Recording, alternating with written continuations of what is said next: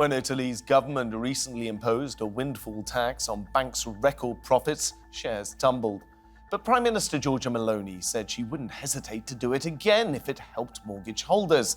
So, is it a fair tax on a highly profitable set of organisations, or is it a populist move that could hurt Italy's standing among investors?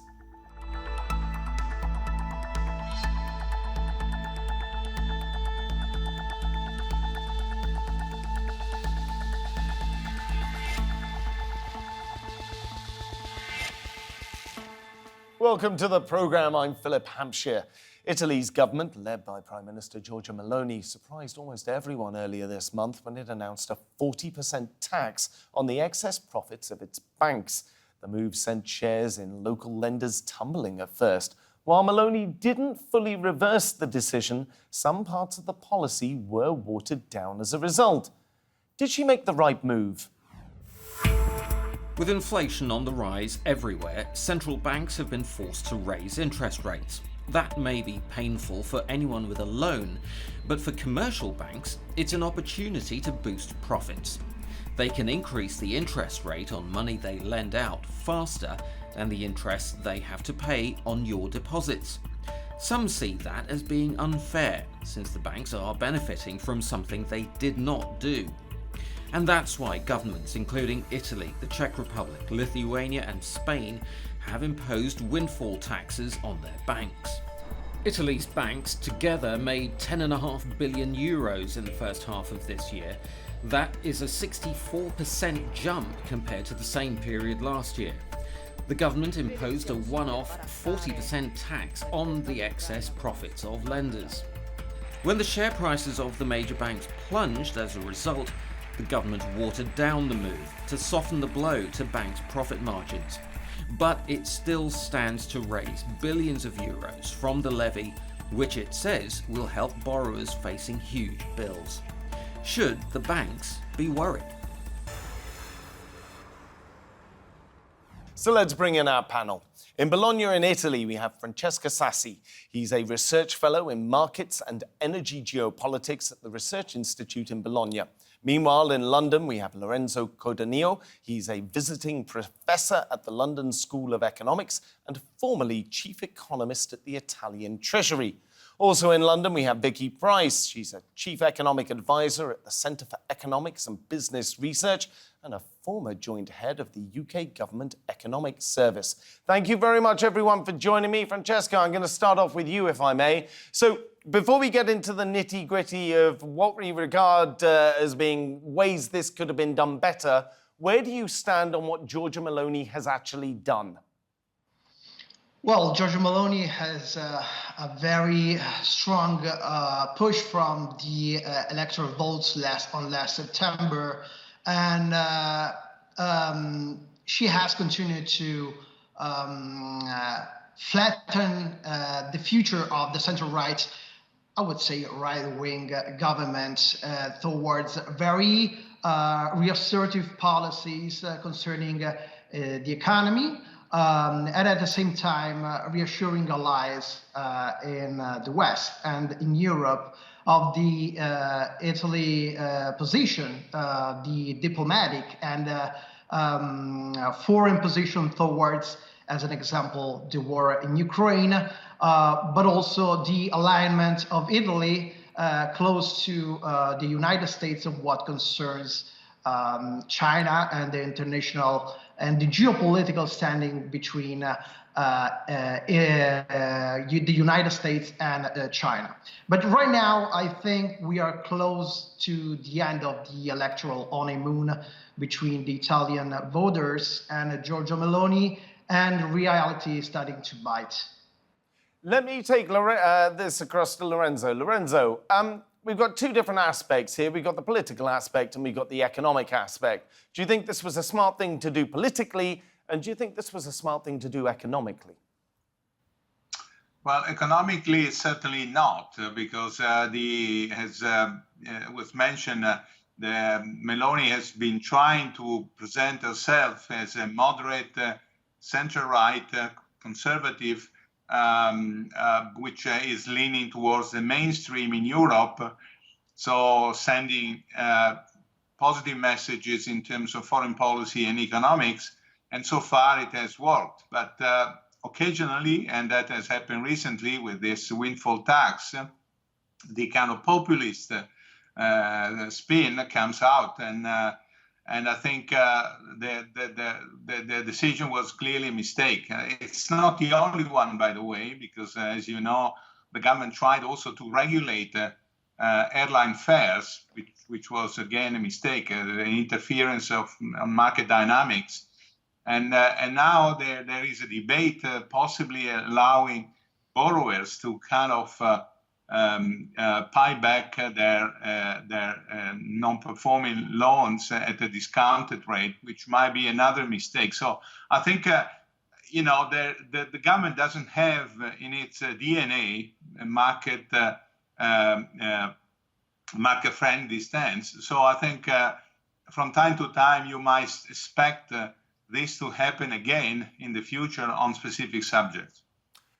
Vicky, now Lorenzo said that he doesn't think economically this was a very smart decision. If we look at some of the numbers here, Giorgia Meloni saying that she's looking to raise somewhere in the region, or analysts have said that Giorgia Meloni's likely to raise from this kind of a tax, a levy of something like 2 to 3 billion euros. Meanwhile, the Italian stock market lost 10 billion euros on the back of the news. So economically, it looks like a poor trade-off. Would you agree with that or not? And what do you think about the political angle on this, which is perhaps of more importance to Meloni right now?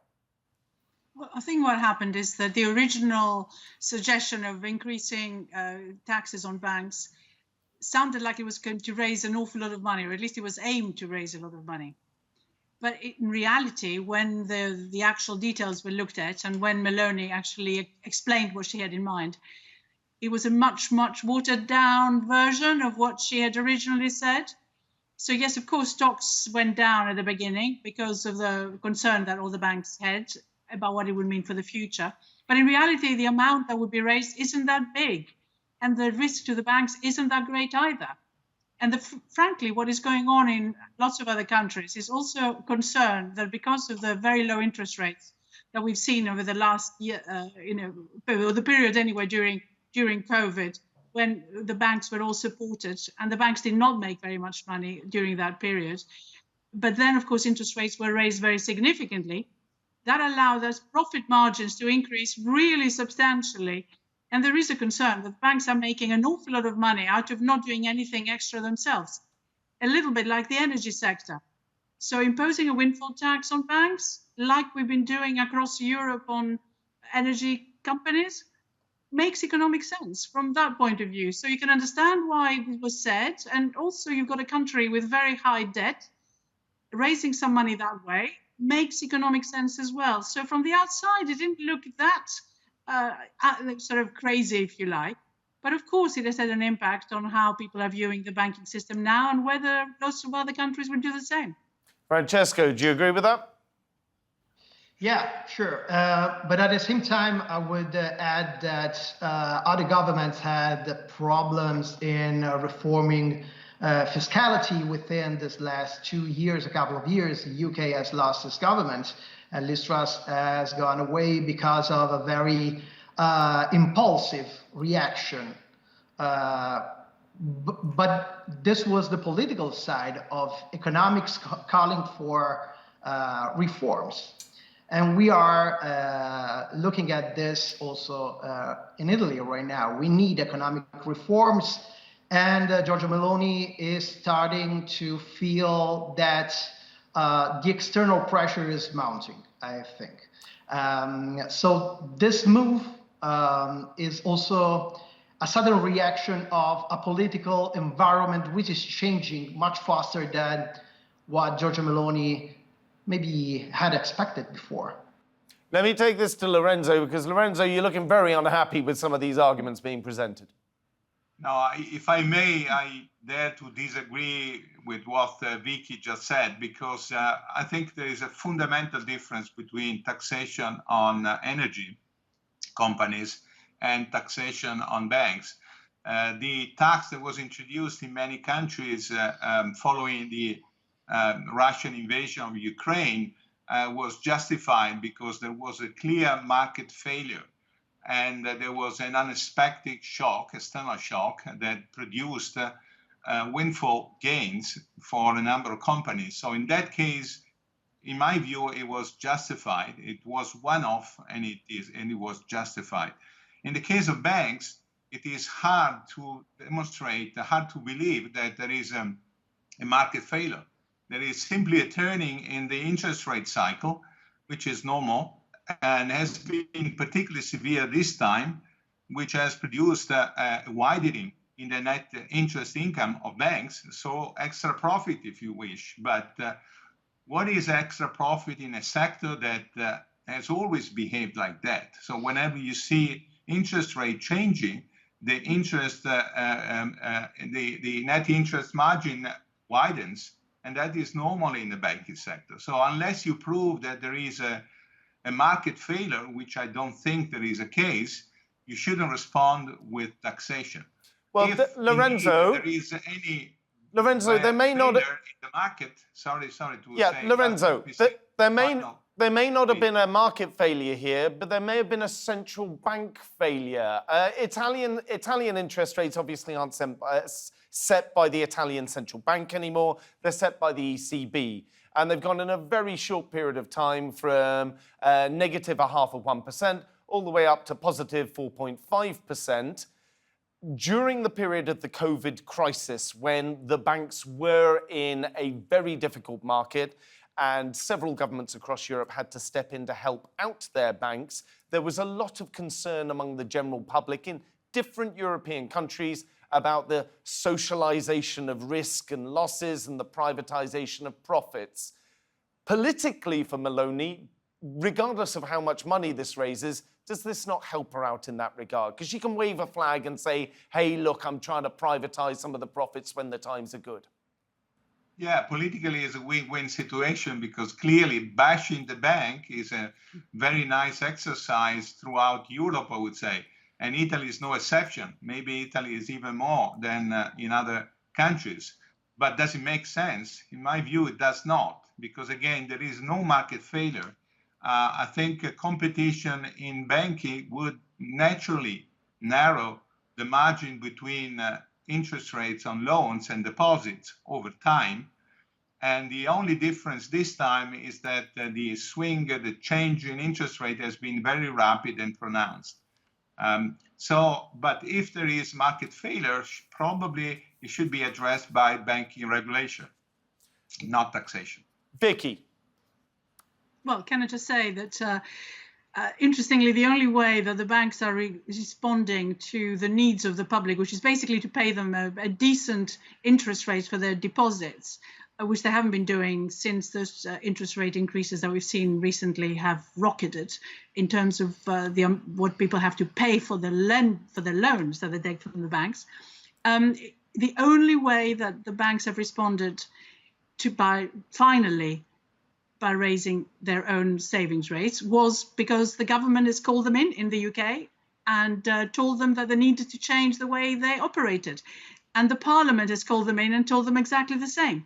So what we've seen recently is that those interest rates paid for savers have started going up and started being advertised so that people know that they have responded to those requests from the government. This does suggest to me that there was a market failure there, that there wasn't enough competition taking place, and that indeed those windfall profits that were being made were in windfall. They weren't just part of the normal cycle, but they were because of the state of the interest rate environment which we found ourselves in following the energy crisis and the war in Ukraine. Okay, Vicky, but the Italian government had other levers, had other tools in its toolbox that it could have used to achieve, if not quite the same result, then a similar kind of effect in the marketplace. Take Banca Monte dei Paschi or Cassa Depositi Prestiti, and my apologies to my two Italian guests for my atrocious pronunciation of both of those bank names. The government owns a 65-ish% stake in the former and another big stake in the latter. If you've got two big nationalised banks in the country and the Italian government actually owns stakes in other banks as well, can it not leverage the industry through the institutions that it already controls? Vicky. Well, it depends what you mean by the institutions and controls. If you mean those two banks, I mean, we do have a similar problem here in the UK, which is that the NatWest, which owns Royal Bank of Scotland, is also partly state-owned. 48%. And yet he was doing its own thing. 48%. It's been going down a little bit, which is quite significant. It was at one stage the largest bank in the world. So there we go. Having that percentage is quite substantial. And yes, you can influence things, but you can't just do it with one bank. You've got to do it with all in order to ensure that there is a fair treatment of customers across the board, not just with one bank. And that's precisely what they're trying to do. So the feeling is that those profits that we have seen, which have been enormous, didn't happen because the banks did anything special. They happened because of government action, central bank action, nothing to do with the banks becoming more efficient. In fact, if anything, they reduced the customer support that they give by closing branches everywhere. And there are serious concerns about whether one is getting properly serviced by the banking system right now. Now, Francesca, as we look at this, Giorgia Meloni, you've already mentioned, may, I stress, may be coming to the end of the honeymoon period where she's been extremely popular when she came into office. Depends on whose figures that you look at, but we have some figures here with regards to her favourability relative to her unfavourability. And according to these numbers, she currently stands on a 41% unfavourable figure and a 57% favourable figure. Now, that's those numbers. If we look at the Morning Consult figures, which are carried out approximately monthly, Giorgia Meloni is actually among the domestic population in Italy, the 5th most popular leader in the world. So surely as she's coming to the end of this popularity contest, she needs to find a way to boost herself, doesn't she? Yeah, sure. And the Meloni government is a complex government. We have 3 main parties, and they have slightly different perspectives on how Italy should merge with global economy and also the relations with the EU. But let me just say one thing, regardless of the different perspective of the crisis in the energy markets and the profits of the bank sector, there is a legacy between the Draghi government and the Meloni government. Both have pledged to reap the benefits of higher energy prices for energy companies in Italy, and both have failed to do so. The windfall tax on energy companies has only given a fraction of what was supposed to deliver. And right now we have some problems and issues coming up with the reforming of the bank sector. This is not just a problem between Giorgia Meloni and the banking sector, but we have been seeing in the last few weeks some cracks opening up in the political majority. We have Forza Italia, the former party of Silvio Berlusconi, coming up with some critics of the reform, of how the government has approached the banking sector. And we have also been seeing the leak Lega of Matteo Salvini, which is a minister of this government, criticizing other ministers within the same government for other issues which are not related to energy crisis or the banking sectors. We are seeing tensions coming up, surfacing, and we are still in the summertime. Hold on there. Let me bring Lorenzo in, because I can see Lorenzo's unhappy about a couple of things. But Lorenzo, I'm going to throw it to you this way. If we took Italy's 5 largest banks and we took the first half of this year, their profits are up 64% relative to what they were in the first half last year for not having done anything. There's a lot of Italians who would look at that, say that's unreasonable, we've got to do something about it. If you're not going to give them a windfall tax, what do you do instead? Well, you increase competition. There are many ways to address the issue via competition law. And I'm not sure that there is any market failure here, but if there is a market failure, probably increasing competition in the banking industry is a way to go. Now, the risk clearly is that if you tax the banks because they made extra profits, the cost of capital for banks might increase. And actually there might be a disincentive for banks to kind of extend credit to the economy in a situation which it is badly needed. So it might have consequences in terms of credit to the economy. And then more broadly, I would say, if today it is the turn of the banks because they have made a lot of money, tomorrow might be someone else. There have been already discussions saying that the construction sector has made a lot of money because of Next Generation EU money and the recovery in the housing market. So why not taxing the construction sector? And then you have the weapon producing sector that is also making money because of the conflict in Ukraine. And then there is a big pharma. Big pharma has made a lot of money during the pandemic, so why not taxing big pharma? And so, you never stop. So I think it's very dangerous for any government to interfere with market dynamics unless there is a clear problem there. So, Lorenzo, is what you're worried about here, if you like, if I can be a little bit glib about this, is what you're worried about here that the Italian government comes off like a robber on the street, mugging companies every time they make a big profit? Yeah, it might actually impinge on the ability of Italy to attract foreign capital, but not only foreign capital, I would say even domestic investment, because clearly whenever you make extra profits, you're taxed. And so that is the kind of message that risk passing after this whole event. So I think it's not appropriate for any government to interfere in market dynamics unless there is a regulation problem. Vicky, is that not a severe problem here? Is that entrepreneurs, and I use that word as loosely and widely as I possibly can because it's difficult to describe the chief executive officer of a large bank like UniCredit as an entrepreneur in the same way as a small business entrepreneur is. But is there not an issue here that entrepreneurs will start demanding higher risk premiums and start trying to increase profits in less attractive ways for the economy if they're worried about continuously being hit with windfall tax or even the risk of a windfall tax? Perhaps, but I think the important point is that indeed, which Lorenzo made, the banks might decide not to lend as much, but the truth is that banks have already tightened their credit conditions in Europe quite significantly. And in fact, the European Central Bank is worried about this. This is one of the things that has happened relatively recently, but that's more because the economy is slowing down rather than because of any extra pressures they may have on their profits. In other words, having those taxed a bit more severely than was the case before.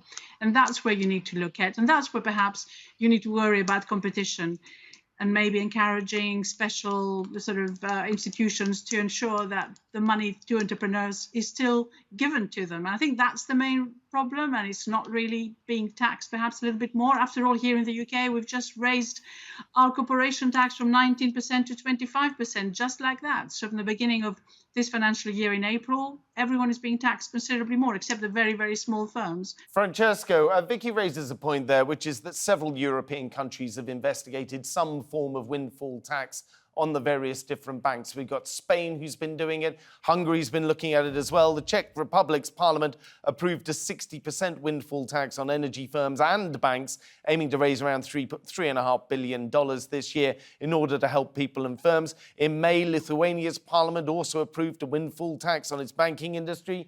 It's just the season for it, isn't it? Everybody just wants to go out there and tax the banks. Tax the banks or the energy companies. And if I may, the energy crisis has not stopped. We have just entered a new phase of the energy crisis. We have been seeing lower gas prices in Europe because we were lucky. We had a very warm winter. After another warm winter, we have consumed around 20% less natural gas compared to the average over the winter, but we don't know what will be the climate over the weather over the next winter. And as climate change continues to alter the situation in Europe, we might see another phase of higher natural gas prices. And then we have oil prices, which are coming up because of the curtailment of oil production coming from Russia and Saudi Arabia. And we have been seeing a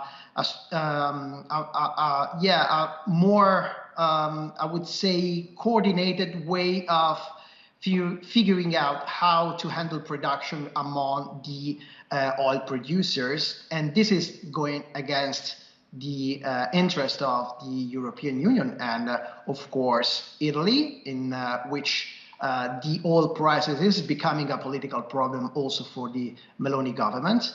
But also between between OPEC Plus producers and the US. So again, the economic tensions are filtering through the geopolitical opposition between two main poles, the West and all the rest. Francesco, Lorenzo, Vicky, I'm terribly sorry, but that's all we have time for today. It's been an absolute pleasure having all three of you on the show. I'm afraid that is all that we have time for, but you can watch more discussion and debate if you head on over to our YouTube channel. Just go there and search for Roundtable TRT World. But for now, from me and the entire team, thank you for watching and goodbye.